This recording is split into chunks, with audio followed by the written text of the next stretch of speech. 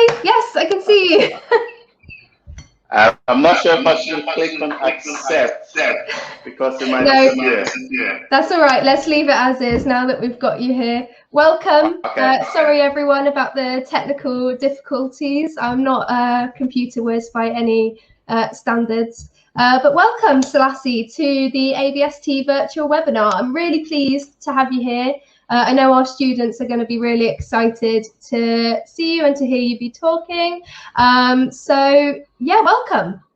Thank you. Thank you for having me. It's been great. I've been looking forward to this, actually. So, yeah, I can't wait. We've been looking forward to having you. Yeah, we normally do an in-person conference, which is basically 2 days of pretty wild partying with some bread involved as well. So this is a bit of a step back from what we normally do, but regardless, we're really excited to have everyone here today. So I just wondered if you could give us a bit of background on your kind of passion for bakery. I know most of our students will obviously know you from your time on the Great British Bakeoff. So yeah, if you just want to run us through kind of how you got into bakery and how it progressed. I think for me, baking came to me I guess, in the latter stages of my life. So when I was growing up, I've always been into food. I'm originally from Ghana, and there's always food for every occasion, you know, parties, birthdays, even at funerals, there's like massive feasts, etc. So I've always been into food, but when I moved to the UK, I think I had an opportunity to study either Hammersmith College to do culinary skills or baking, or to go somewhere else to do economics and finance. And I don't know why I basically didn't go through the baking option. I ended up going to Nottingham to do something different, but the passion and I guess the love for food and the kitchen and baking was still there. So I was baking a lot as a hobby at uni, and that's where I think it kind of improved. So I was watching a lot of YouTube videos. One of my best friends who was always making, you know, those fairy cupcakes with a lot of sprinkles. Yes, I used to make loads of those. And I think I really loved it. And I think my first attempt at a souffle. So when I started baking, instead of just starting from making just cupcakes and just simple things, I decided to attempt a souffle, which went horribly wrong. And that kind of knocked me down a bit, but I mean, I still carried on. And yeah, I've enjoyed it since. And I've always done charity work. So I used that as an opportunity to bake different things to sell to fundraise. And I think it kind of progressed from there. And I guess I applied to go into Bakeoff, and that was it. Yeah, that's amazing. I remember when I was looking for universities and colleges, and I was going to these university fairs, and I studied at the London South Bank National Bakery School. And I remember I saw their banner, and I was so interested in food, but I thought, well, I can't do a degree in food, but I really want to do a degree.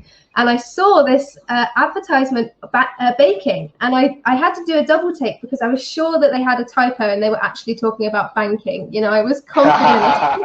It's not baking, it's banking. Yeah. It was baking. But that's amazing. You know, I think for everyone in our colleges and training establishments, you know, food is such a massive part of their lives, and really it's a passion project, isn't it? You know, you can't do it without having that real passion for food. But, you know, so your time on Bakeoff, you know, what was your kind of biggest turning point on the show? What was the most difficult thing that you did that you overcame?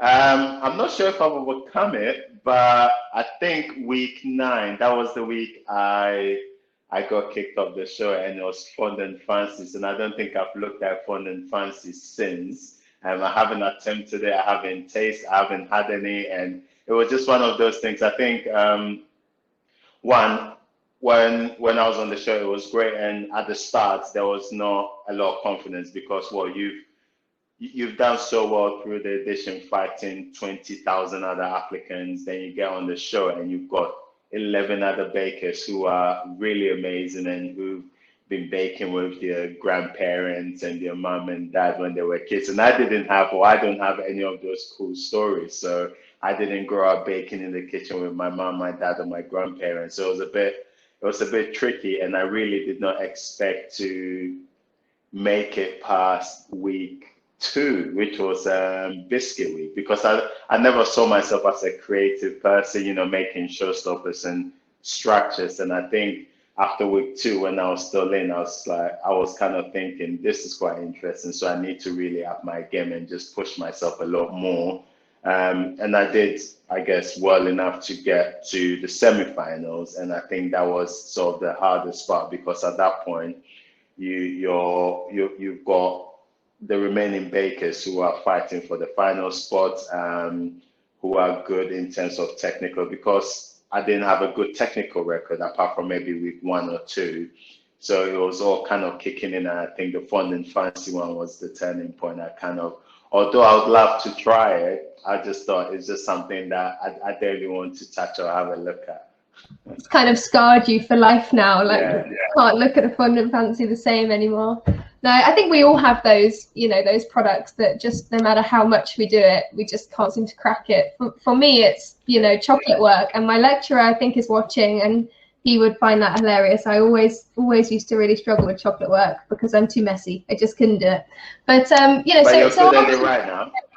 Well, I'm okay at it now. I wouldn't say I'm the best, but you know, so once you competed in the show, I think, you know, quite a lot of people, they tend to go down the route of releasing a cookbook, but instead you went and trained in Switzerland. And can you just talk us through that decision? You know, why did you decide to train more, and what made you choose the Academy of Culinary Art?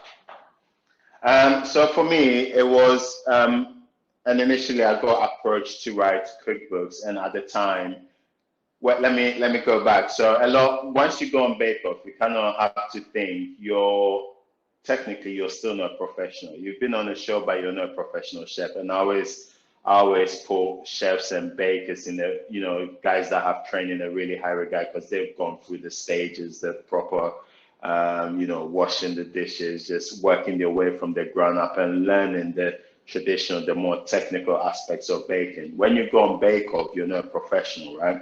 And, you know, it's nice and it's good that people reach out to you for advice and they ask you questions, etc. But for me, I felt that to take, you know, I guess my baking life or my baking career into the next phase, it would be a good idea to then go and train and seek professional education.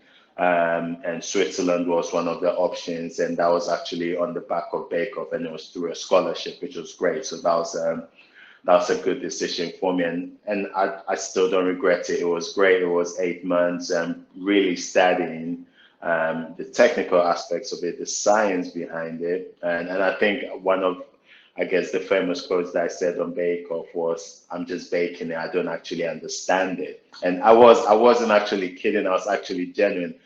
If you put me in the kitchen, I kind of know what to do and how to put things together, but when it came to baking at the time, I really did not understand the science behind it, why you need acid in this, why you need this amount of sugar, why you add things at certain temperatures. You know, we talked about chocolate earlier, and went to Switzerland, I've understood a lot more about chocolate, the process, from when it's cocoa bean to, you know, the cocoa to cocoa nibs, to the couvertures, etc. So you kind of understand all these things, and in a way, you also then have more confidence answering people's questions when they reach out to you, and it just makes a lot more sense for me. So it was a no-brainer.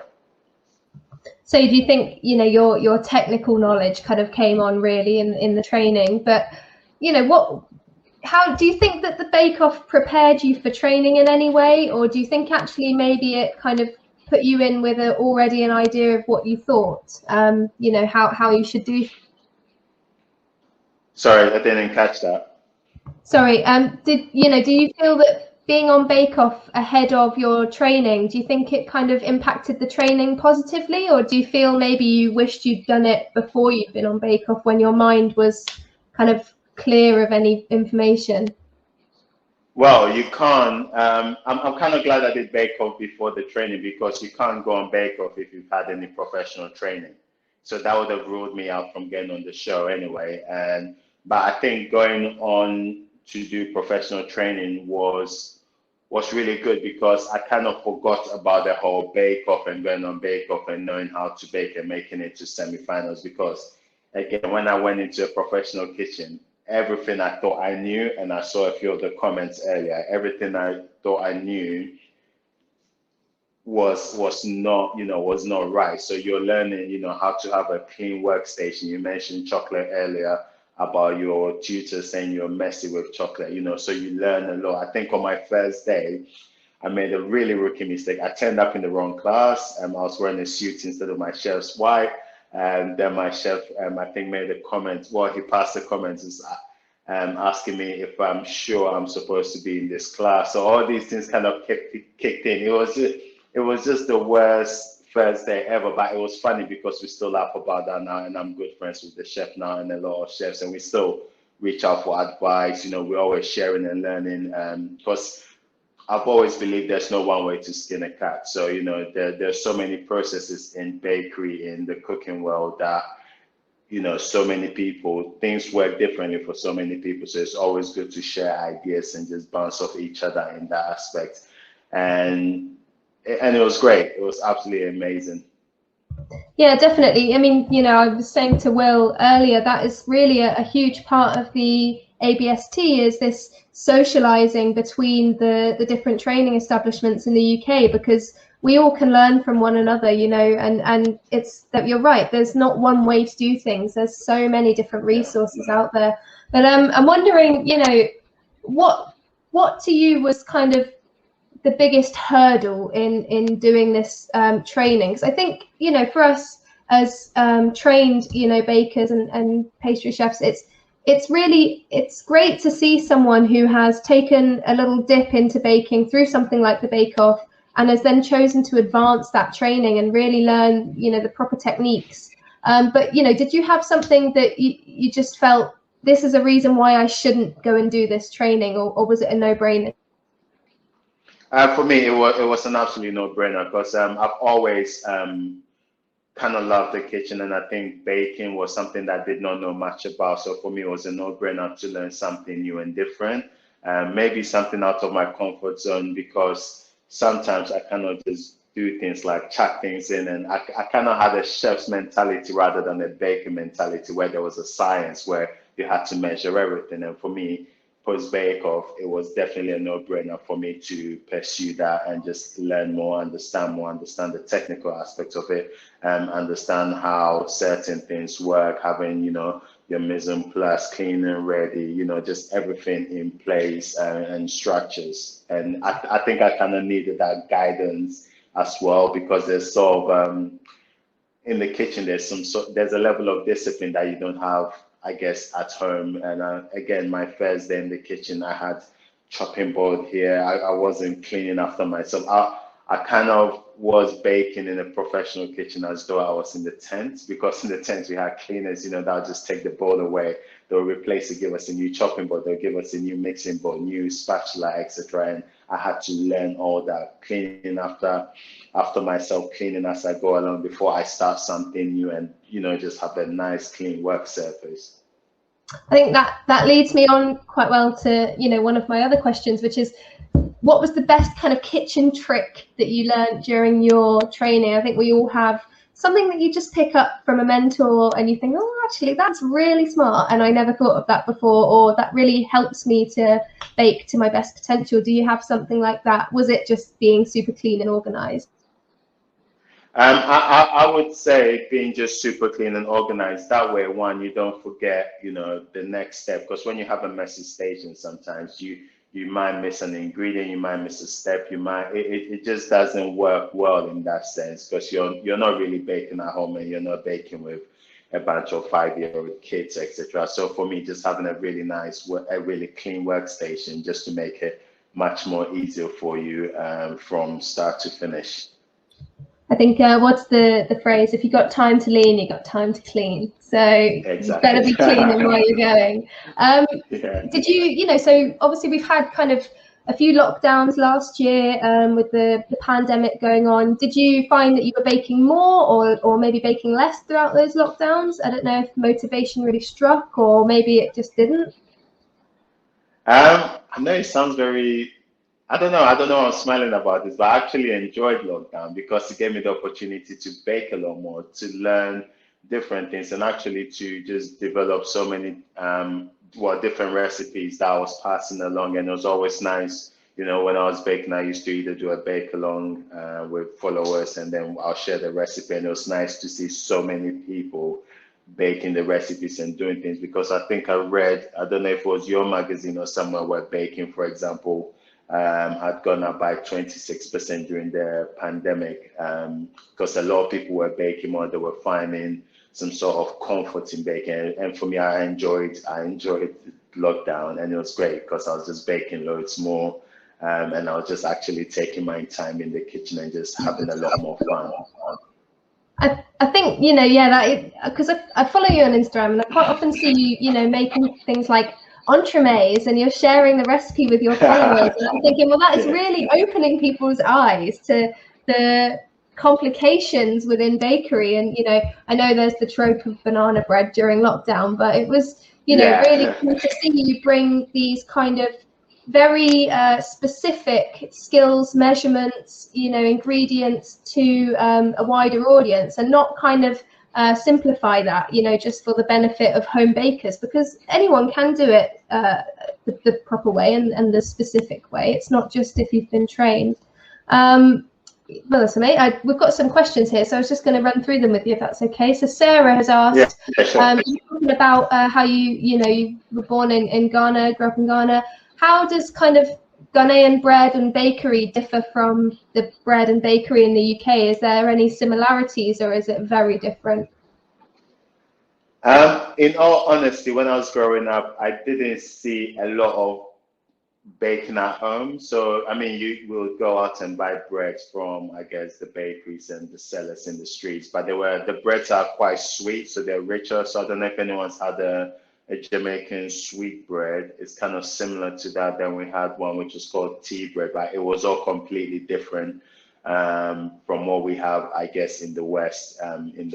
It was very different, but it was actually nice to do. And I think I've gone back a few times, and I'm always trying to understand a lot more about the Ghanaian breads, and because again, it was just something that I wanted to, you know, just to be able to bake here. And we use a lot of margarine instead of butter in the breads back home as well. So it was very different, and which then means that the texture and the taste is all different as well.